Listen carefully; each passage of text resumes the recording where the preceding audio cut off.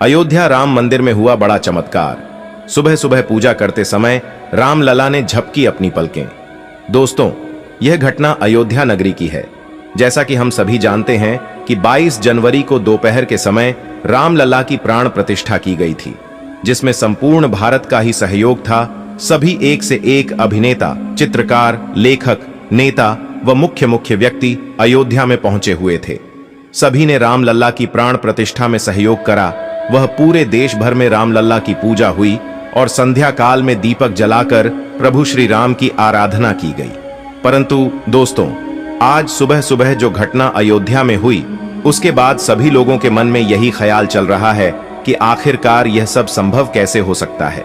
दोस्तों, आज सुबह जब राम मंदिर के पुजारी पूजा की तैयारी में लगे हुए थे और सुबह 6 बजे जब आरती का समय हुआ, तो सभी आरती में जब एकत्रित हुए, उस समय जब आरती शुरू हुई, तब प्रभु श्री राम की भव्य मूर्ति रामलला मूर्ति ने अपनी पलकें झपकी, जिसे देखकर वहां मौजूद सभी भक्त, सभी पुजारी चौंक गए और यह खबर पल भर में ही पूरे भारतवर्ष में फैल गई।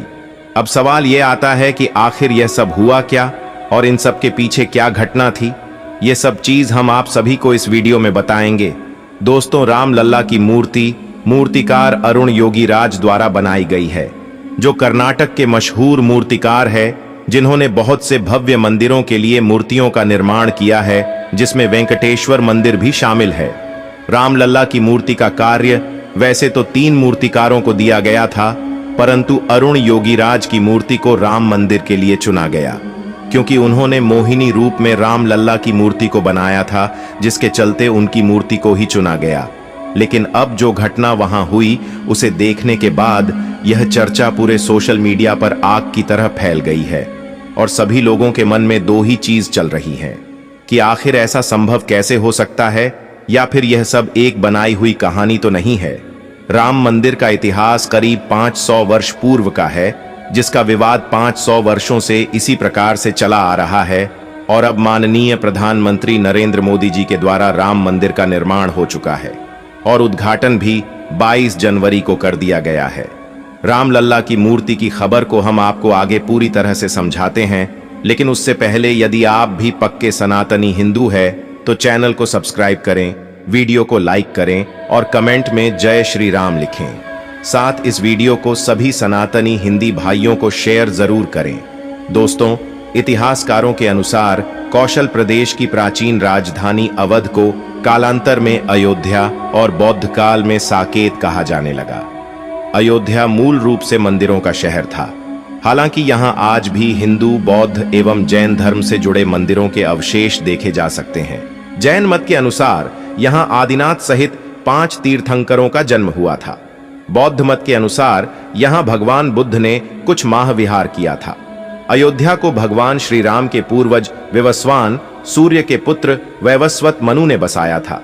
तभी से इस नगरी पर सूर्यवंशी राजाओं का राज्य महाभारत काल तक रहा। यहीं पर प्रभु श्री राम का दशरथ के महल में जन्म हुआ था। महर्षि वाल्मीकि ने भी रामायण में जन्मभूमि की शोभा एवं महत्ता की तुलना दूसरे इंद्रलोक से की है।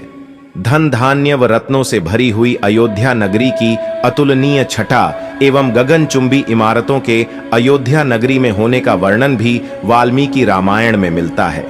कहते हैं कि भगवान श्री राम के जल समाधि लेने के पश्चात अयोध्या कुछ काल के लिए उजाड़ सी हो गई थी, लेकिन उनकी जन्मभूमि पर बना महल वैसे का वैसा ही था। भगवान श्री राम के पुत्र कुश ने एक बार पुनः राजधानी अयोध्या का पुनर्निर्माण कराया। इस निर्माण के बाद सूर्यवंश की अगली 44 पीढ़ियों तक इसका अस्तित्व आखिरी राजा महाराजा बृहदल तक अपने चरम पर रहा। कौशल राज बृहदल की मृत्यु महाभारत युद्ध में अभिमन्यु के हाथों हुई थी। महाभारत के युद्ध के बाद अयोध्या उजड़ सी हो गई, मगर श्री राम जन्मभूमि का अस्तित्व फिर भी बना रहा।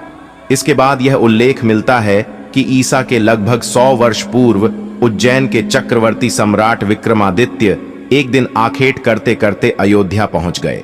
थकान होने के कारण अयोध्या में सरयू नदी के किनारे एक आम के वृक्ष के नीचे वे अपनी सेना सहित आराम करने लगे। उस समय यहाँ घना जंगल हो चला था, कोई बसावट भी यहाँ नहीं थी। महाराज विक्रमादित्य को इस भूमि में कुछ चमत्कार दिखाई देने लगे। तब उन्होंने खोज आरंभ की और पास के योगी व संतों की कृपा से उन्हें झात हुआ कि यह श्री राम की अवध भूमि है। उन संतों के निर्देश से सम्राट ने यहाँ एक भव्य मंदिर के साथ ही कूप, सरोवर, महल आदि बनवाए। कहते हैं कि उन्होंने श्री राम जन्मभूमि पर काले रंग के कसौटी पत्थर वाले 84 स्तंभों पर विशाल मंदिर का निर्माण करवाया था। इस मंदिर की भव्यता देखते ही बनती थी। विक्रमादित्य के बाद के राजाओं ने समय समय पर इस मंदिर की देख रेख की। उन्हीं में से एक शुंग वंश के प्रथम शासक पुष्यमित्र शुंग ने भी मंदिर का जीर्णोद्धार करवाया था। पुष्यमित्र का एक शिलालेख अयोध्या से प्राप्त हुआ था, जिसमें उसे सेनापति कहा गया है तथा उसके द्वारा 2 अश्वमेध यज्ञों के किए जाने का वर्णन है। अनेक अभिलेखों से झात होता है कि गुप्त वंशीय चंद्रगुप्त द्वितीय के समय और तत्पश्चात काफी समय तक अयोध्या गुप्त साम्राज्य की राजधानी थी। गुप्तकालीन महाकवि कालिदास ने अयोध्या का रघुवंश में कई बार उल्लेख किया है। इतिहासकारों के अनुसार 600 ईसा पूर्व अयोध्या में एक महत्वपूर्ण व्यापार केंद्र था। इस स्थान को अंतरराष्ट्रीय पहचान 5वीं शताब्दी ईसा पूर्व के दौरान तब मिली, जबकि यह एक प्रमुख बौद्ध केंद्र के रूप में विकसित हुआ। तब इसका नाम साकेत था। कहते हैं कि चीनी भिक्षु फाहियान ने यहां देखा कि कई बौद्ध मठों का रिकॉर्ड रखा गया है। यहां पर 7वीं शताब्दी में चीनी यात्री हेनत्सांग आया था। उसके अनुसार यहां 20 बौद्ध मंदिर थे तथा 3-3 हजार भिक्षु रहते थे, और यहां हिंदुओं का एक प्रमुख और भव्य मंदिर भी था, जहां रोज हजारों की संख्या में लोग दर्शन करने आते थे। इसके बाद ईसा की 11वीं शताब्दी में कन्नौज नरेश जयचंद आया तो उसने मंदिर पर सम्राट विक्रमादित्य के प्रशस्ति शिलालेख को उखाड़कर अपना नाम लिखवा दिया। पानीपत के युद्ध के बाद जयचंद का भी अंत हो गया। इसके बाद भारतवर्ष पर आक्रांताओं का आक्रमण और बढ़ गया। आक्रमणकारियों ने काशी, मथुरा के साथ ही अयोध्या में भी लूटपाट की और पुजारियों की हत्या कर मूर्तियां तोड़ने का क्रम जारी रखा।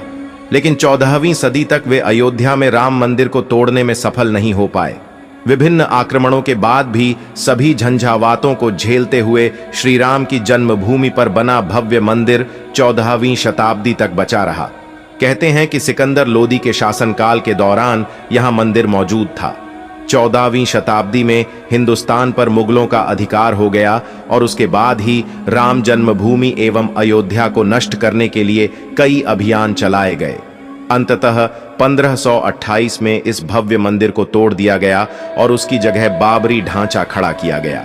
कहते हैं कि मुगल साम्राज्य के संस्थापक बाबर के एक सेनापति ने बिहार अभियान के समय अयोध्या में श्री राम के जन्मस्थान पर स्थित प्राचीन और भव्य मंदिर को तोड़कर एक मस्जिद बनवाई थी, जो 1992 तक विद्यमान रही। बाबरनामा के अनुसार 1528 में अयोध्या पड़ाव के दौरान बाबर ने मस्जिद निर्माण का आदेश दिया था। अयोध्या में बनाई गई मस्जिद में खुदे 2 संदेशों से इसका संकेत भी मिलता है। इसमें एक खास तौर से उल्लेखनीय है।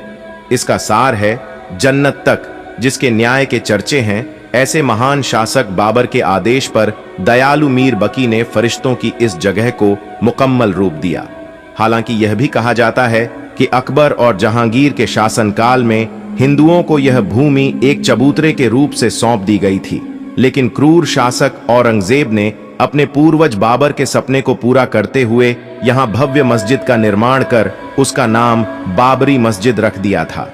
मित्रों, ये है राम मंदिर का इतिहास, जो कि अब पूर्ण रूप से सनातनी हिंदू भाइयों के हित में है। मित्रों, वीडियो में अंत तक बने रहने के लिए धन्यवाद। मित्रों।